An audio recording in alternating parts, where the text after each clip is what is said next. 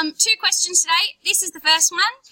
It came with a massive quote, which is fine because I actually wanted to pick one that had a big quote or a quote to show you what to do with the quote and what not to do.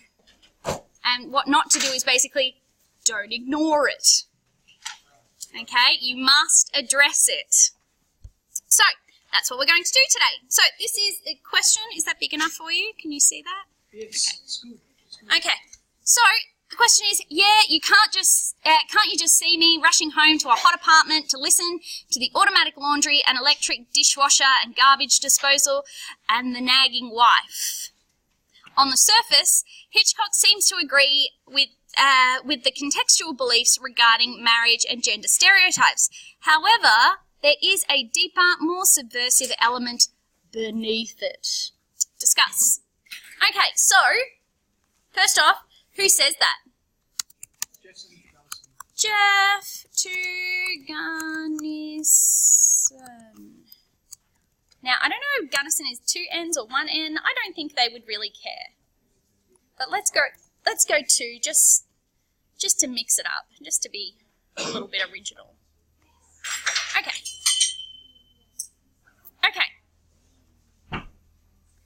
And he's saying that in regards to what? When does Gunnison say to him? Why does he have this conversation with Gunnison? Yep. I'll do something drastic. Yeah, like get married, and he's like, You ought to get married. Good. About the idea of getting married. Okay, so Jeff to Gunnison about the idea of getting married. That would be, if I saw a question with a quote, that would be the first thing I would want to do, is like place it. Where is this from? Because if I can't place it, don't pick it. Don't pick that question. If you don't know where the quote is from, don't pick it. Because you're going to have to address it directly, and if you don't know where it's from, then you can't really address it directly. So make sure you know that quote. The great thing about picking one with a quote is you can obviously use the quote. So it's one more in your repertoire, which is always a nice thing. People always ask me as well, if they pick the question without the quote, can they use the quote in the other question? Yeah, you totally can, if you wanted to, if it's relevant. Don't just throw it in because it's there, because they'll know that that quote is there. So, you know, they'll be on to you. Okay, so what are the key terms? What are the important terms in this question? On the surface, Hitchcock seems to agree with the contextual beliefs regarding marriage and gender stereotypes. However, there is a deeper, more subversive element beneath it. Is that a hand? No, just... Is that a hand? Oh, come on, guys. Let's hear it, Shakira. Seems to agree. And I think that word seems is important. Actually, I won't do it yellow. That's confusing. I'll do it green. Seems to agree. Yeah, I think that the fact that he says he seems to agree, what does that imply? If I say it seems to agree, what does it imply? Good. To some extent it does. Oh, damn it. Good. It's not set in concrete. On the surface, it seems. You know, on the surface, it looks like this. However, there's something deeper. Okay, it seems to agree. On the surface, it looks like it. To the contextual beliefs regarding marriage and gender stereotypes. However, there is deeper, more subversive elements beneath it. What else? What else is important words? Important words in this question. Contextual beliefs. What does that mean? What does contextual beliefs mean? What does context mean?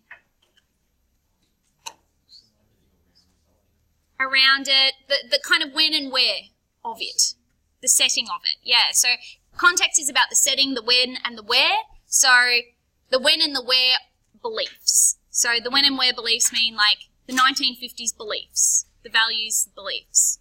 Okay? I might write that in brackets to help myself. 1950s values. Okay, regarding marriage and gender stereotypes. So on the surface, Hitchcock seems to agree with 1950s values regarding marriage and gender. However, there is a deeper, more subversive element to it. So obviously I need to talk about marriage and gender. That's important because it's actually directing me about what values I need to talk about, because it could be values in regards to anything, couldn't it?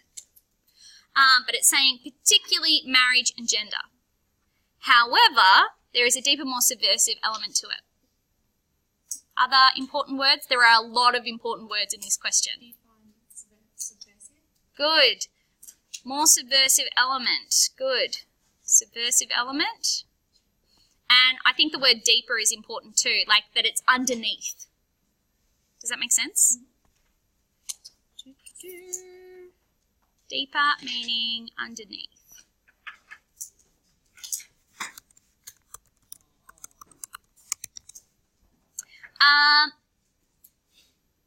And the other word that I kind of think is important is this word, however.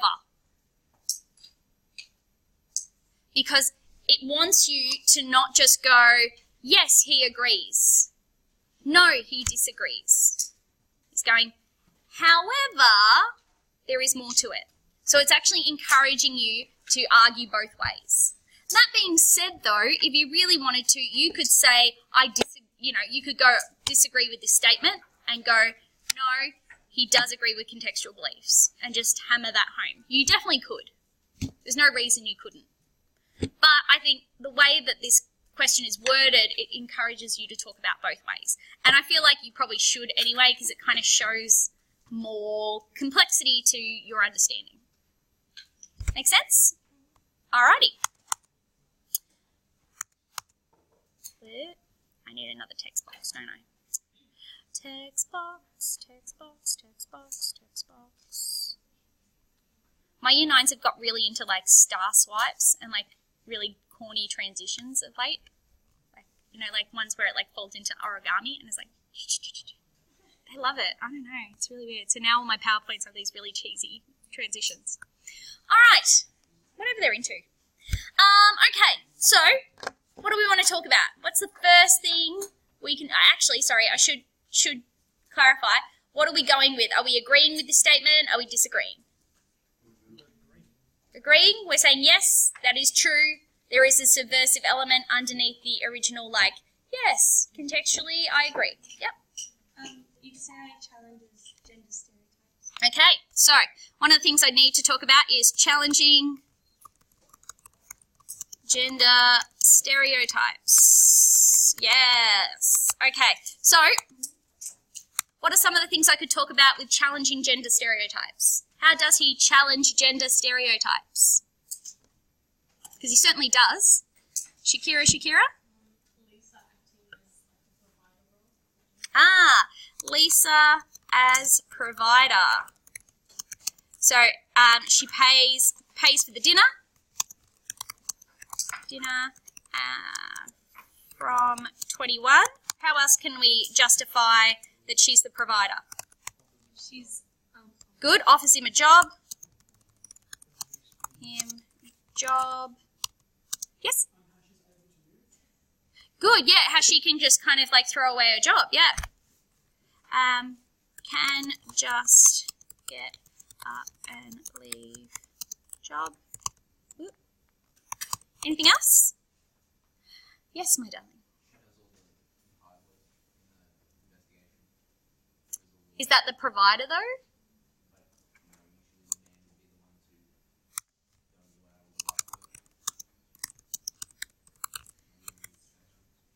Adventurer / detective. She is the one, what does he say, doing all the hard work? You're the one doing all the hard work? Yep. She is the one doing all the hard work. She climbs into Thorwald's. She climbs into Thorwald's. What else does she do to kind of like? Doesn't she go look for the bones, or is that someone? looks for the bones in the flower bed. Ugh. I hate it when it does this. Okay, there we go. Anything else that kind of says to us that she's the boss? She's the detective? Oh, what about that bit that she goes, what does she say? If you're squeamish, just don't look.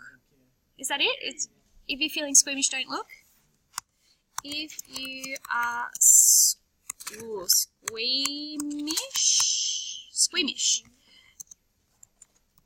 just don't look.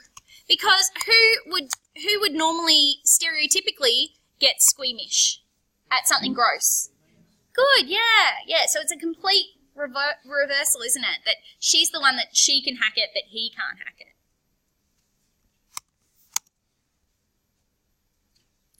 Cool. Anything else we want to add there? We've got heaps, but yeah.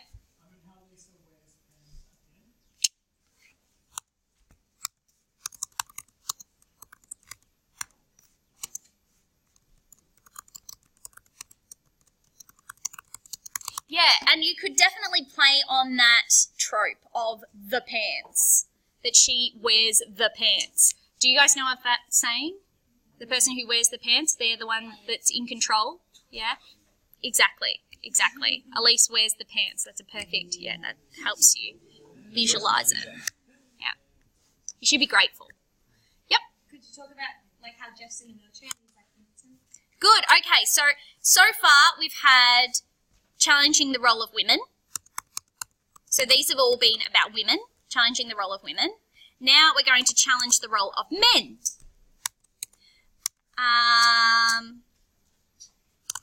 Jeff is vulnerable /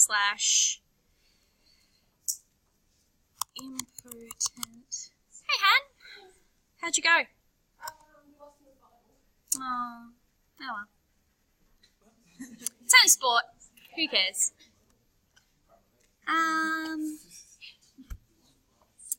Vulnerable, impotent. What was another word that we've been using? Immobile. He is dependent. What were you saying? Immobile. Immobile. Emasculated.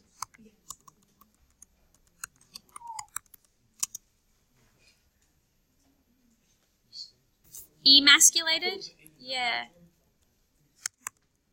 Emasculated.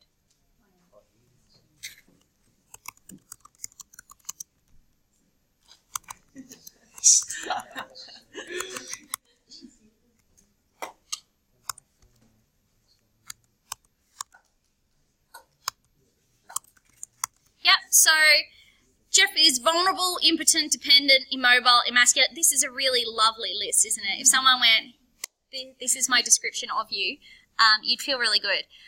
Because of his wheelchair, because of the PJs, and because of the cast. Yeah?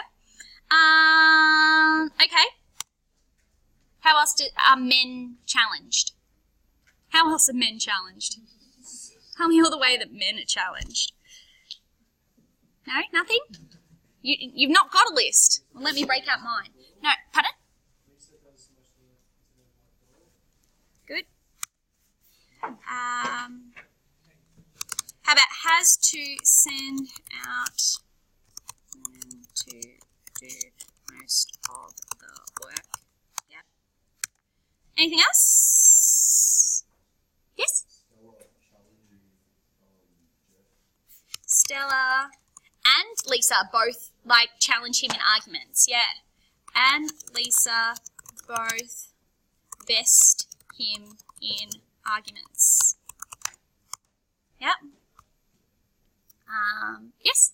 With that argument one, can you say how they challenge his masculinity? Yeah, well, them challenging him, them talking back. So, when Lisa's like, oh, you think that all people should be born, live and die in the same place.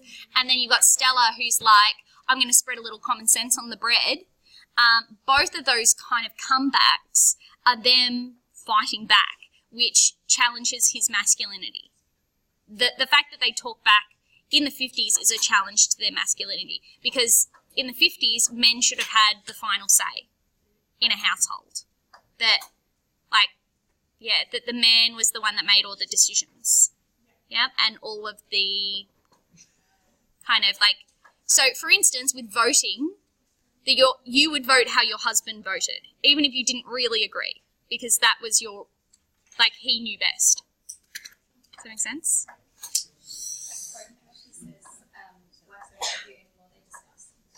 Yes, wives don't argue anymore, they discuss. Good one. Don't argue anymore, they discuss. Maybe in your district, but out here. Yeah, just a couple. I've seen it a couple of times. I'm vaguely familiar. Okay.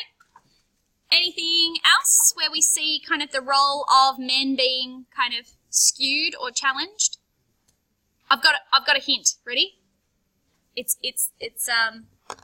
what's it called? It's charades. Ready?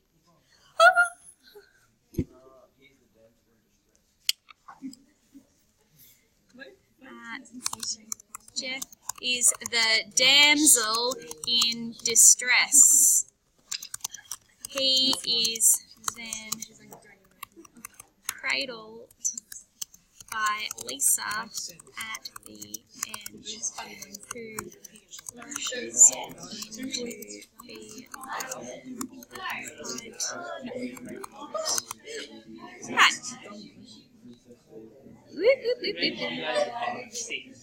Alright. What are we rating?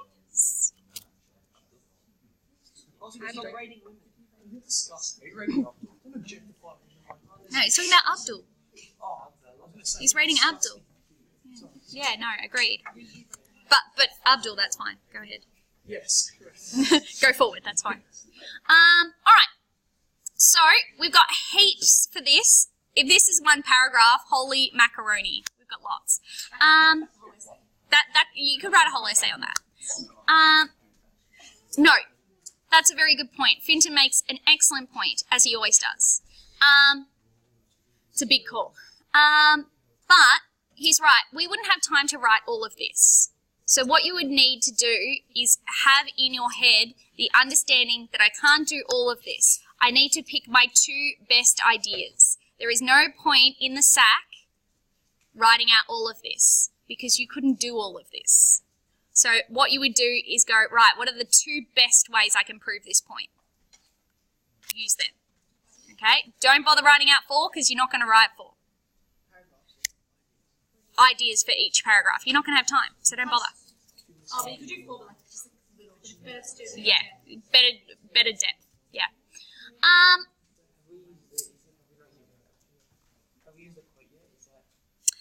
Well, we've got quite a few quotes here. We've got doing all the hard work, squeamish. No, we haven't yet. I was going to use that for marriage. Thank you very much, though. So, Bosco just pointed out, ladies, gents, Bosco just pointed out we haven't used the quote yet, but that's okay. I just have to use it at some point.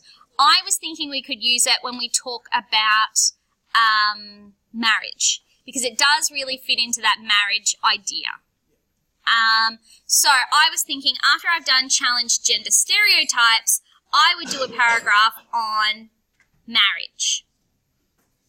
Okay? So this is my, this is my first paragraph. I'm going to highlight that in pink, because why wouldn't I? My next paragraph is going to be about marriage. Am I saying he challenges marriage values, or am I saying he conforms? What do you think? I could do both. It's like a Stella, like which side? But then there's like the thought.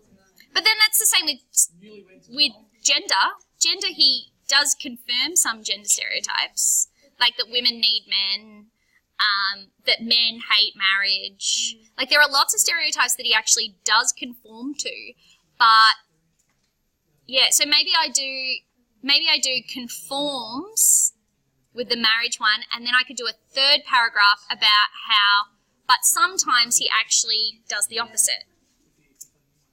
What do you think? Or do I go challenge, challenge, and then confirm? I reckon challenge, challenge, and then could you confirm both? Yeah. Because that'll be like. Guys, thoughts? This isn't just an essay that Elise and I are writing. I mean, like, that's nice, but don't get me wrong, Elise. Love working with you, but, you know.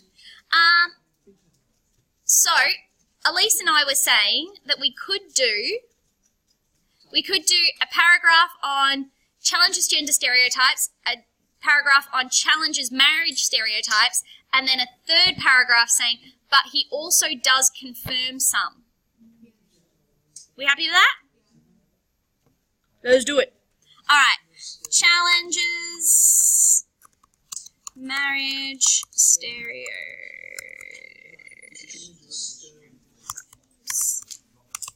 All right. Sorry, I shouldn't use stereotypes. Stereotypes is the wrong word. It's beliefs. Like values.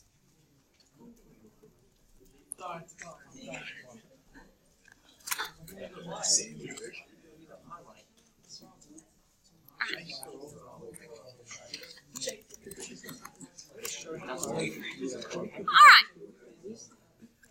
So, oh, that's going to be highlighted too. I don't want that. Highlight. Highlighted. Highlight.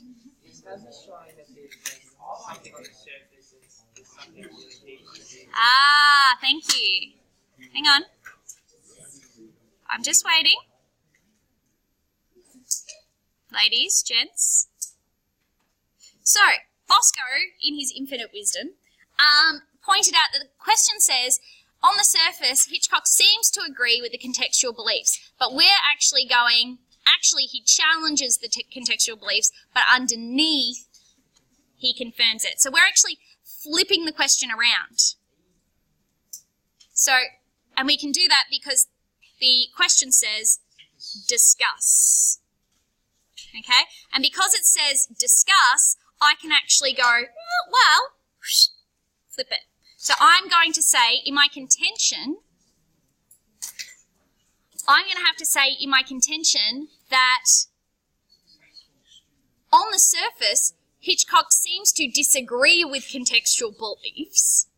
However, underneath, he does agree with some. Does that make sense? I'll just wait. Shh.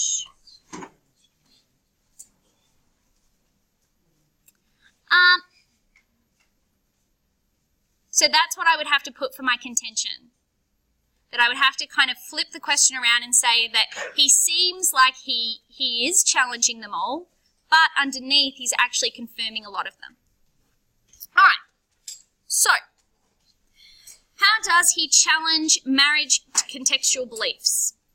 How does he challenge the kind of normal status quo beliefs about marriage? I'll give you a hint.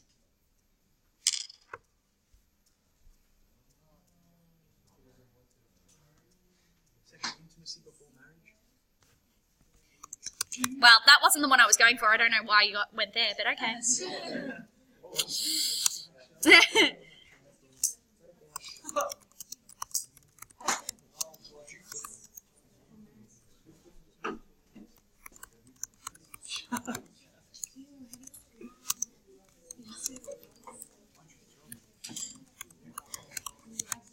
Okay, just so that you know, rather than saying sex before marriage, you could say premarital sex. Or premarital physical intimacy. Or premarital physical intimacy. I'm going to write that down.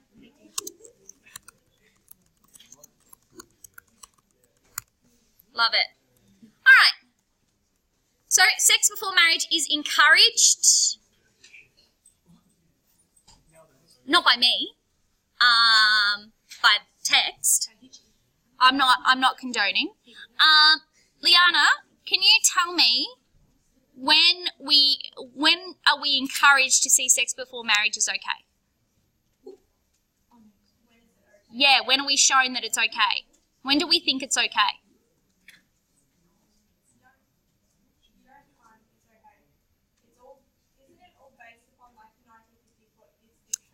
Yeah, but who's having sex before marriage?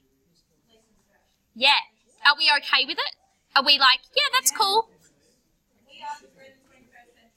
Ah, no. But we, as the audience, are encouraged to kind of go, it's okay. It's okay. Because, because we like Lisa, we like Jeff, we want them to be together. Right? So when she turns up with the stuff, and we're like, ooh, that's a bit rude. But then Doyle comes in and criticises it, and we're like, hey, back off, mate. It's none of your bloody business, right? We get really defensive about it. And Jeff does too, where Jeff is like, what does he say? Careful. Yeah, careful, Tom. And we agree. We're like, mind your own bloody business. It's got nothing to do with you. Keep your big nose out of it.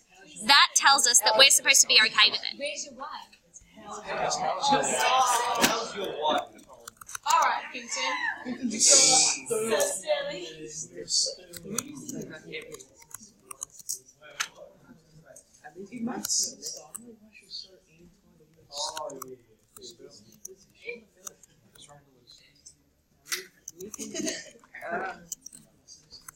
Lisa is a stew.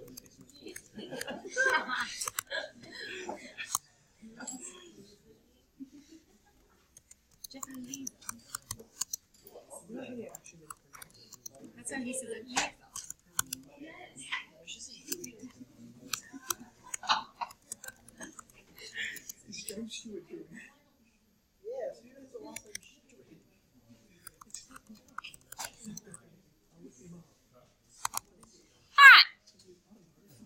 So, thank you. So, sex before marriage is encouraged in this text through our approval of Jeff and Lisa's implied sleepover. And that's shown that we're supposed to approve of it because of our anger about Doyle prying into it. That Doyle's like looking at it and kind of like, you know, what does he say about the landlord? Do you let your landlord know? Yeah, do you tell him everything?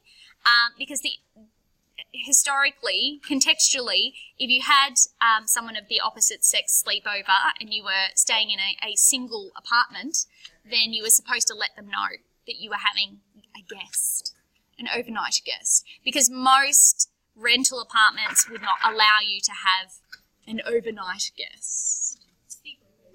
No sleepovers. So, With the same gender?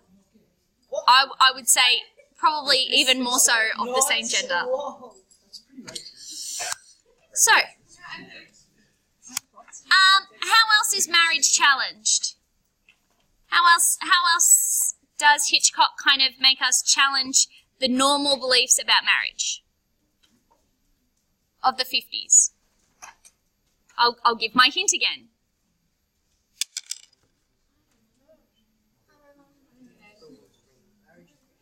Someone doesn't wear a ring? Someone doesn't wear a ring. Correct.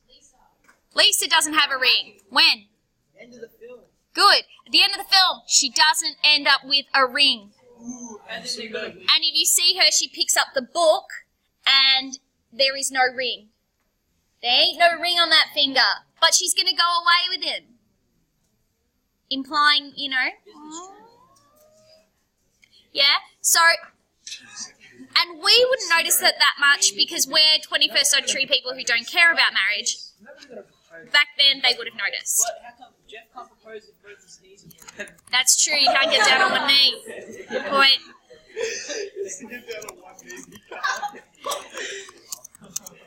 She would have got down. It's true. She's wearing the pants. Damn straight.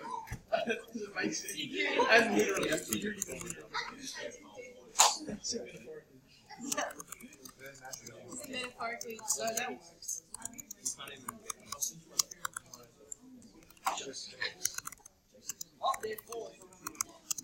Therefore.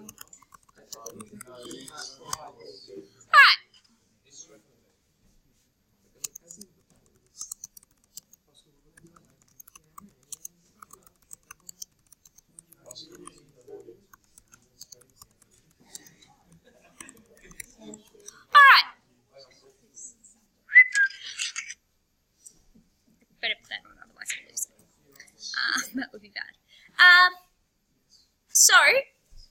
Lisa is not wearing a ring at the end, therefore they are going to go away together without being married.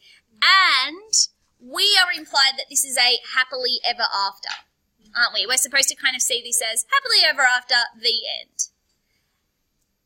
Except that she doesn't end up married, which is very controversial.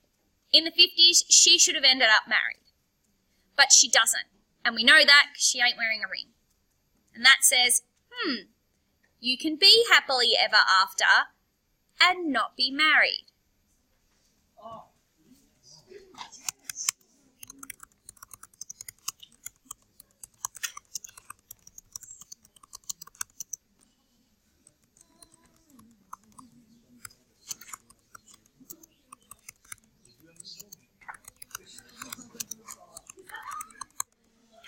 Right.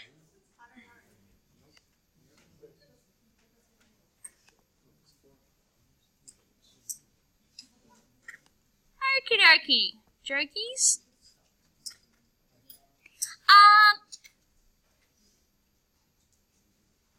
Anything else? Any other challenges? Yep. Jack? People, they're not really happy with marriage. Good. Marriage is portrayed by peripheral characters. Can you spell peripheral for me? P-E-R-I-P-H-E-R-A-L. Oh! Thank you.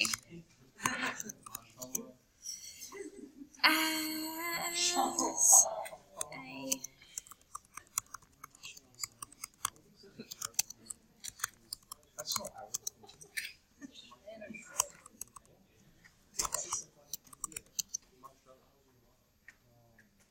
Can you see that? Can you say that Thorvald is more happy with his mistress than his wife? We assume he is, yeah, because on the phone he's like all happy. Yeah. Guys, thank you. And this is where I would insert my quote. Insert quote here. Bam.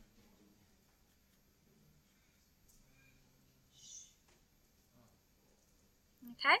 So this is the paragraph that I would insert my quote. I know, right? Good question. Bosco had another good point. He's full of them today. Or he's just sitting up the front. Who knows? So Julian said that, like, do I have to use the whole quote? Do I have to use all of it? No, not necessarily. You could cut it back. That wouldn't be a big problem. As long as, like, essentially the heart of it's there, you know, that you're basically using it. You're not kind of cutting a bit out because you didn't want to talk about it. Cool. All right, so now we're going to do our third paragraph, which is, but there are some areas that he does agree with gender and marriage. But there are some areas of gender and marriage values in which he shows conservative 1950s values.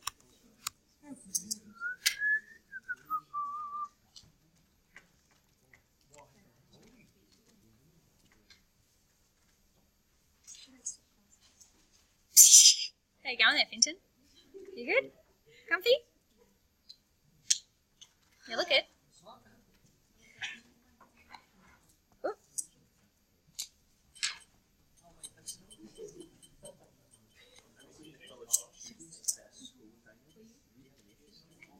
A little bit. Alright.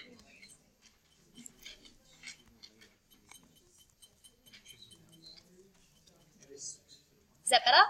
Alright, me too. Okay. So, tell me, how are there areas of gender and marriage values that he shows conservative 50s values? What things is he conservative about? Let's start with gender. What conservative things do we see in gender?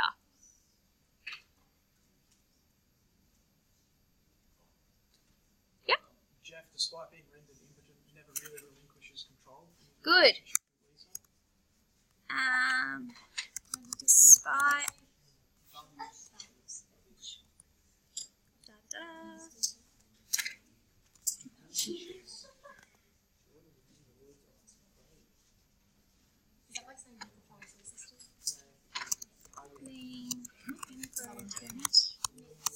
Jeff. Of which? Of the pink? Yeah. Is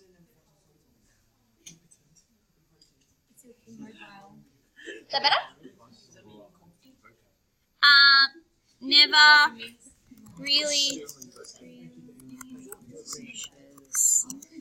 his control over the. All right.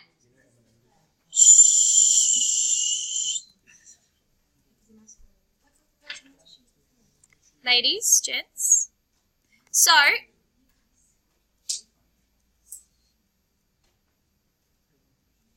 despite being impotent, Jeff never really relinquishes control over the investigation. How can we prove that? How do we prove that he never really relinquishes control? Let go. Let go of. Yeah. He never really lets go of the control. Is that in Justin or even in their relationship? Could be in his relationship. I just wrote the investigation just because, yeah.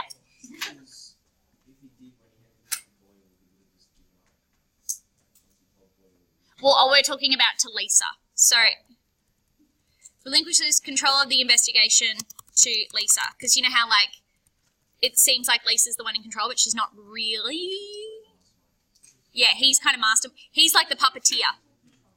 Yeah. She's in physical control. She's the girl Friday. Like in their relationship, she's always like seeking his approval. Like, Okay, so instead of. so he's always in control, but she's. I don't know. Lisa has to.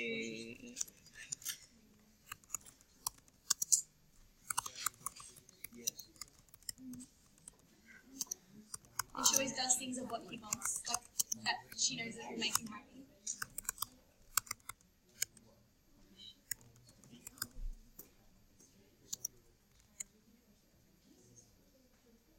What does she say? What's next, Chief? Yeah, she's On the phone, where like, yeah, she calls him on the phone to find out what the name of the person is, and she finds out it's Lars Thorwald, and she's like, "What's next, Chief?"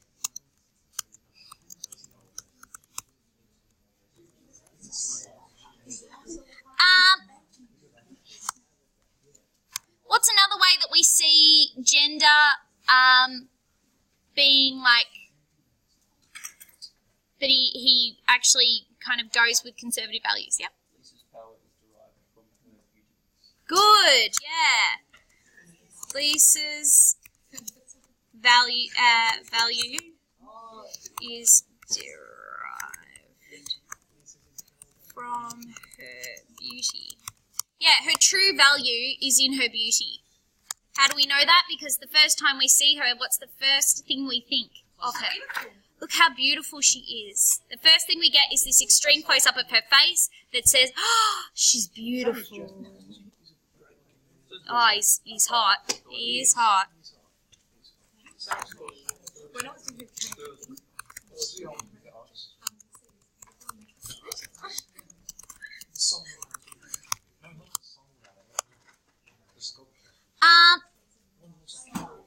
Yes, correct.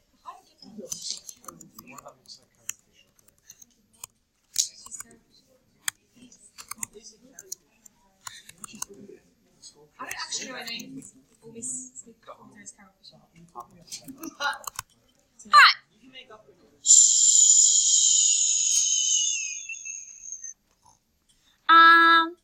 we've got Lisa's value is derived from her beauty. The first shot of her emphasizes her beauty over like brains or anything else. And then Stella, when she makes that one eye open, you know, half a brain and one eye open, that Lisa is the right guy for any man with half a brain and one eye open. Yep. With their marriage, you could talk about like Stella and her husband, and like you could use the maladjusted in this. Good. Stella and her representation of old-fashioned marriage. That's the way she represents it, isn't it? Old-fashioned marriage.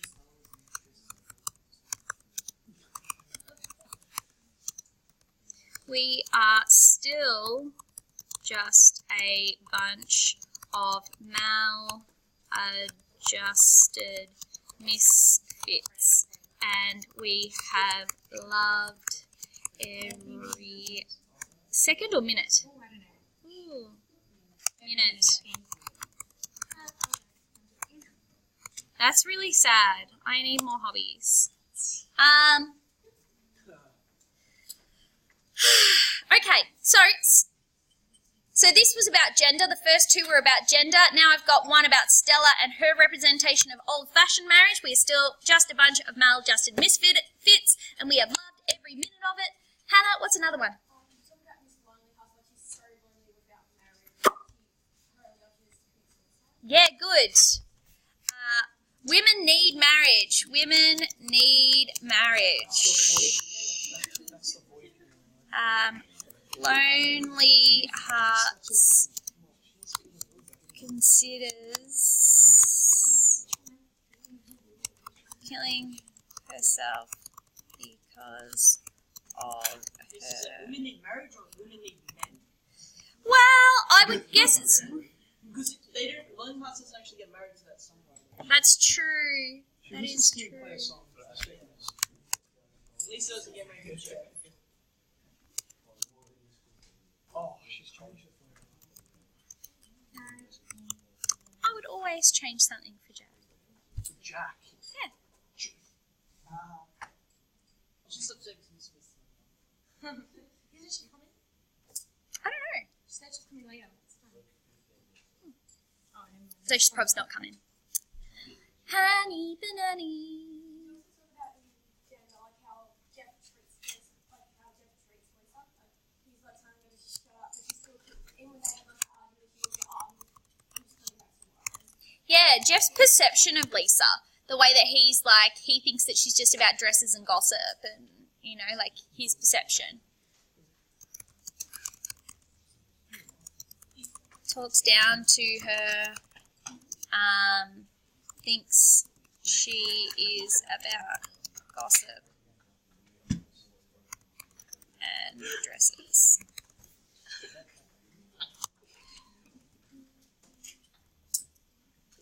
Yes, darling. Could you say that,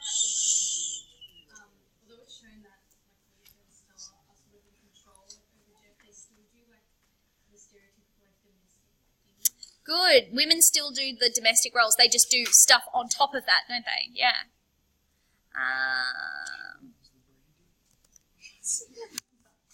Women still do the domestic roles of food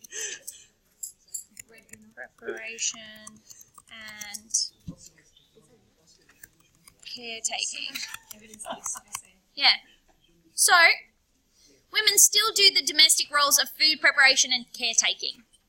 Yeah, that they, you know, are the ones that kind of take care of him. Yeah.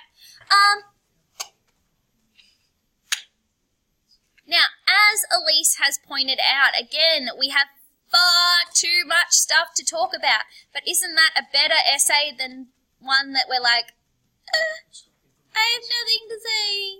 I'm out of ideas. Oh dear. I think this would be a fabulous essay. The only problem that you would run into is timing. Because you only have 90 minutes. At the end of the day, you're not going to get through all of this. So it's really important that if you choose a question like this, that you keep in mind that we understand that you can't talk about everything you want to talk about. So you've got You've almost got to know your limitation.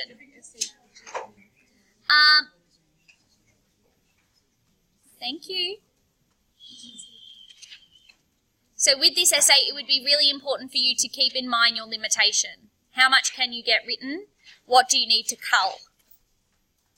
Okay? And understanding that we know that you can't talk about everything that you would like to talk about. And that's particularly important, when we're talking about the end of year exam. Because at the end of your exam, assume that your marker knows that there would be more that you would like to talk about if you had the opportunity, but you don't. We know that you only have an hour. So, it's all good. Are we happy with this question? You should be. I think we've smashed that one. Well done, team. We did. All right, should we try another one just quick? Let's see if we can do it. What was the second choice? I think it was the disconnectedness.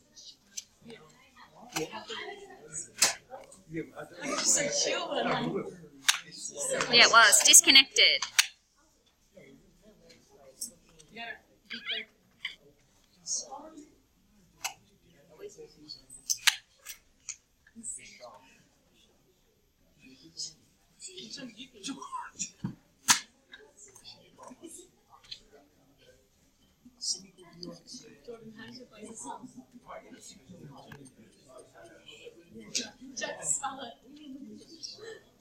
Jack, if anyone asks you to smell something, you should not smell it. Jordan's got banana on his And that is why you don't smell it. It's a piece of life advice. If someone says, hey, smell it, don't smell it. They never mean it in a good way. They're never like, this is delicious, smell it. Alright.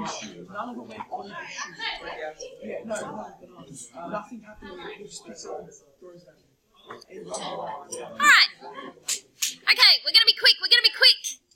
Alright, Hitchcock condemns.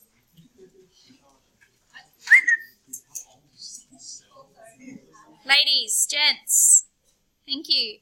Hitchcock condemns society's disconnectedness to one another.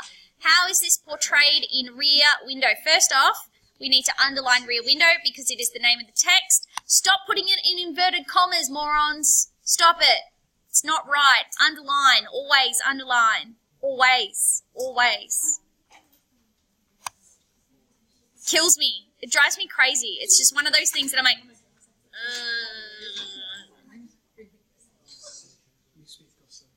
All right. So, tell me the key words.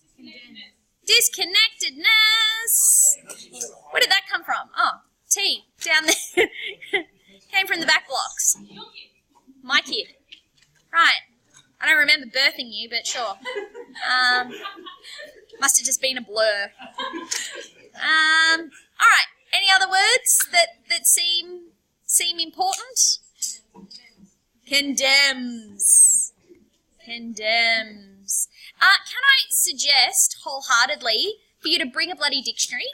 Condemns is like he doesn't. Bring a dictionary. Please. Bring a dictionary, please. Bring a dictionary. You just never know. Because I've had people in the past think that they knew what a word meant, but actually it meant the opposite of what they thought the word meant. And thus their essay was wrong the whole way through.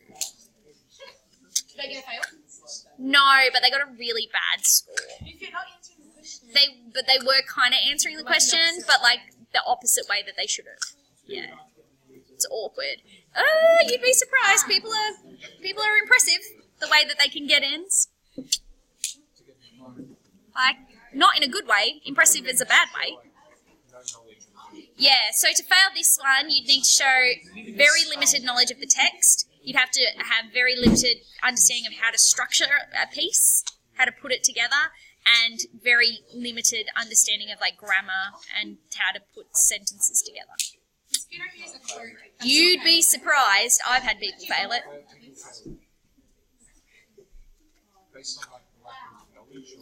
Base of lack of knowledge, base of lack of sentence structure, base of lack of structure. So, yeah, that's what I'm dealing with. That's what I'm dealing with. All right, so we've said, ladies, gents, we've said the important words are condemns, disconnectedness. Any other words that we think is important? Not really. They're kind of like portrayed, yeah, but it's like, how is it portrayed in Rear Window? Well, I assume that it already wants me to talk about Rear Window. So it's not wanting me to talk about randos, like, movies that I've seen in the past. It's like, in Rambo 2,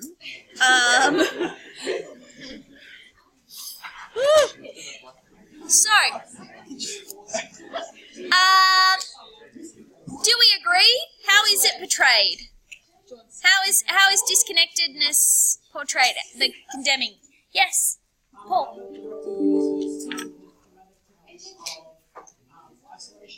Good. Cinematic techniques that emphasize isolation. That was the word you said. Isolation. What are you did I get wrong? Okay. I was like, did I misunderstand? Okay, so cinematic techniques that emphasize isolation, like what? Camera angles. Just more specifically, when, what camera angles? Are we doing evidence now? Low and high. When?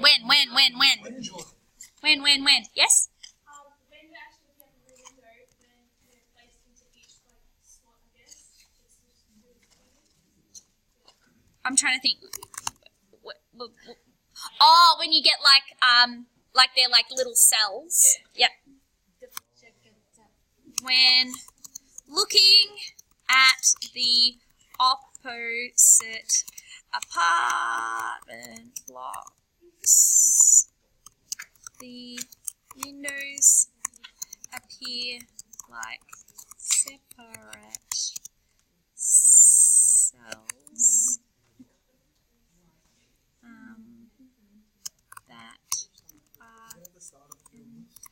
are entirely disconnected with each other. Yes, this is at the start. Yeah.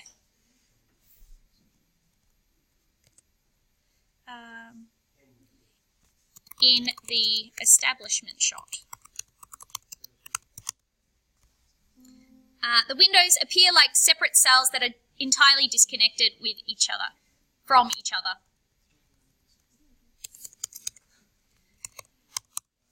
From each other.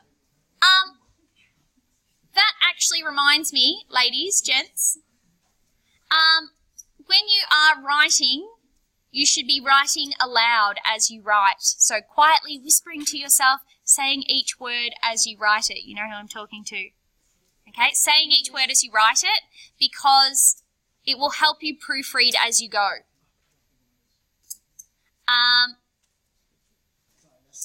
That is gross. Doesn't matter. Anyway, say each word as you write it, and when you go back to proofread aloud.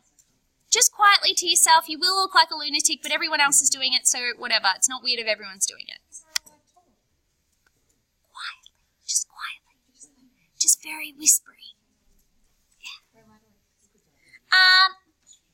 Yeah. No one will care. All right. Yes, Paul.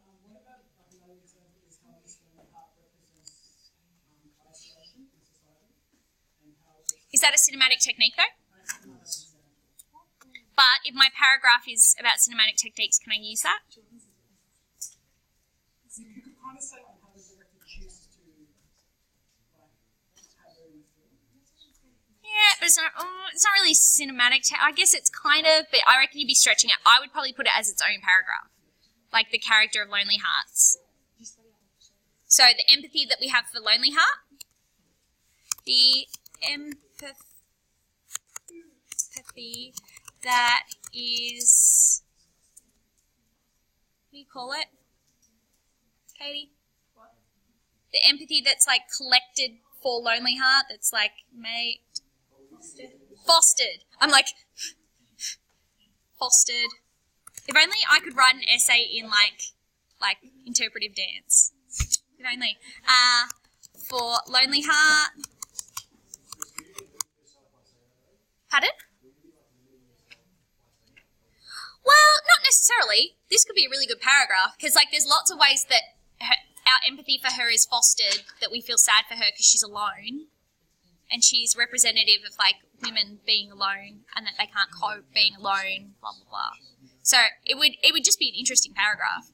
But, like, I wouldn't want to do a paragraph on characters for each. Like, I wouldn't want to do, like, for this question, I wouldn't want to do, like, pet owners, Lisa, Lonely Heart.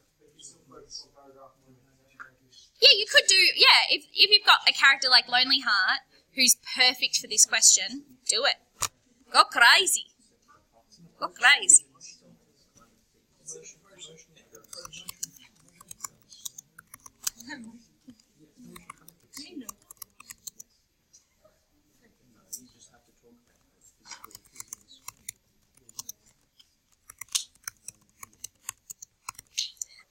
So the empathy that is fostered for Lonely Heart, that shows how detrimental society's disconnect is. So obviously we could talk about how, like, you know, that all she wants is, like, someone to love. Like, so you could talk about the scene where she, like pretends, she pretends to invite someone to dinner. Pretend dinner. And that makes us feel, like, really sad for her. Like, it generates empathy because we're like, she's so lonely. And then you could then, because obviously you only have so much time, I'd probably just jump straight to the bit where she tries to kill herself. And what's the interesting thing about her trying to kill herself? Who notices? No, but who notices that she's going to kill herself? Stella and Jeff. But they very quickly forget.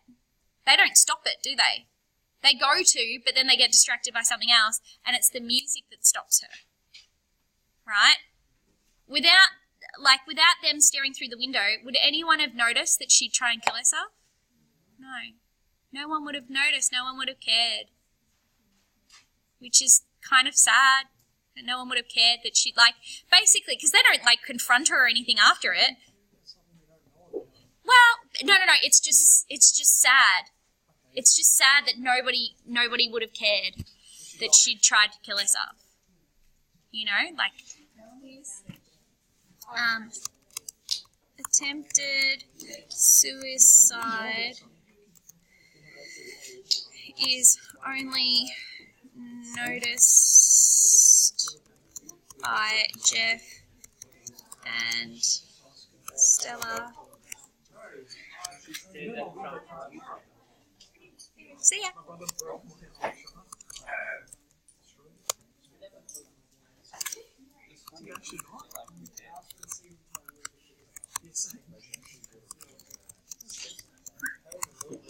Alright.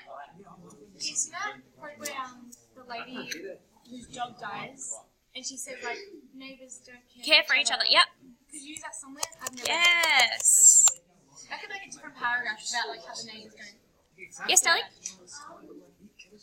no one knows each other's names, like, Jeff only knows Paul's name and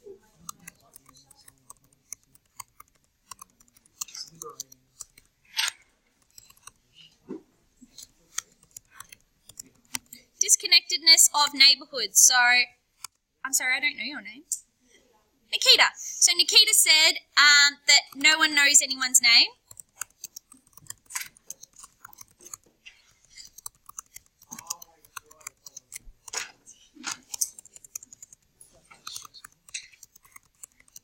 Jeff gives them nicknames. And then you've got, like, the pet owners thing.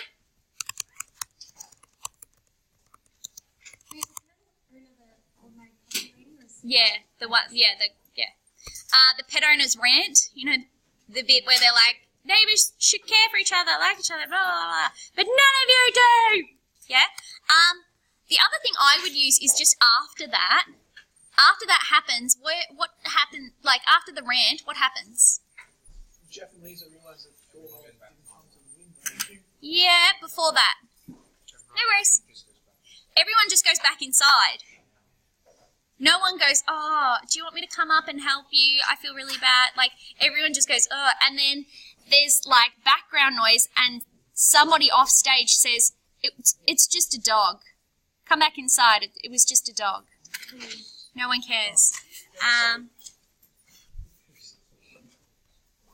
After rant, everyone just goes back inside.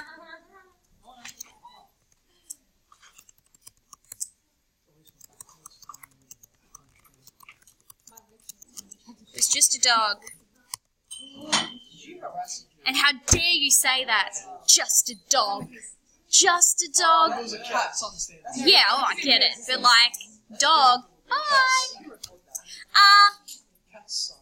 Okay, I'm going to let you go after one, if you give me one other thing. Another cinematic technique that emphasizes isolation. So we've got the establishment shot of the different cells. I want one other. Maybe like the darkness, that they like everyone's like Lars is like in the dark. So he's disconnected. I don't know if he kind of goes with disconnectedness though. He kind of is intentionally disconnected, isn't he? How else do we see? Cinematic techniques that emphasize isolation. Oh, I've got one. You know, there's that moment where Lisa leaves and she's like, I'm not coming back till tomorrow night. And she slams the door. And then Jeff is like, Oh, we get no sound. We have the absence of sound. Yeah, we have the absence of anything going on. Yeah, diegetic sound.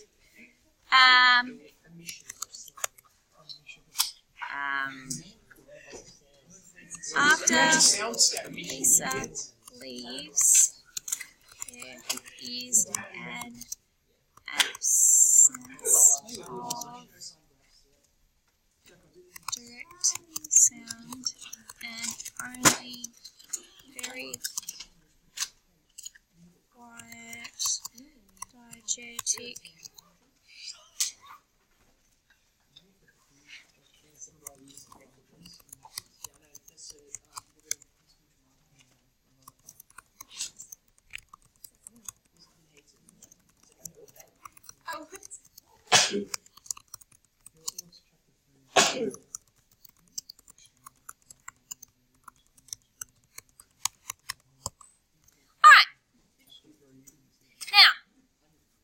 I've got a question though.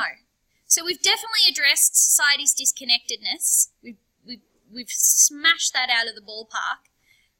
Have we addressed our other keyword? Ooh. Yeah. How would we address the condemns bit? You think condemns doesn't approve? Yeah, he doesn't approve of disconnection. How would we, because all the evidence is here, we could still definitely use all of this. How would we tweak it to kind of go, he's condemning it? Did you just kiss him on the head? That's a bit cute. Anyone else? No? Maybe? How do we work in condemns?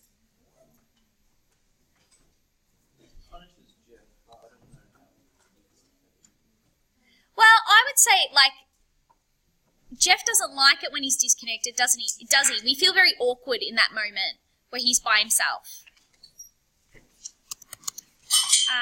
Makes the audience feel awkward. Condemns. You know, it's not something that you want. You don't want to be alone. Like, in that moment, Jeff kind of goes, ugh, I feel awkward. And we feel awkward because he feels awkward. Thus, it's not something that you want. Right?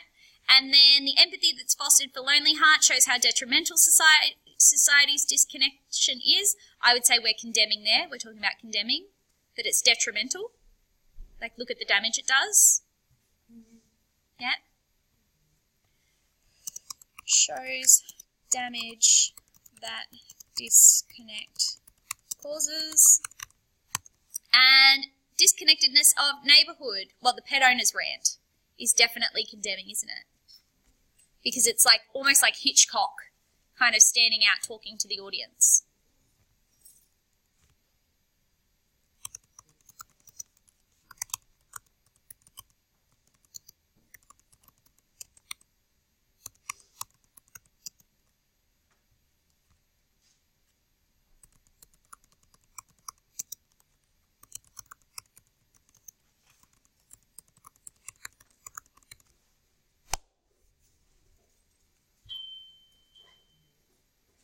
Sound good? And now we have the word condemns in there. So we're good, we're clean, we're happy, we're done. And I'm 8 minutes over time, but I think you can forgive me. Sure. Some of you. Cool? Happy? Yeah. No worries. Cheers, miss. Any time, my loves, any time.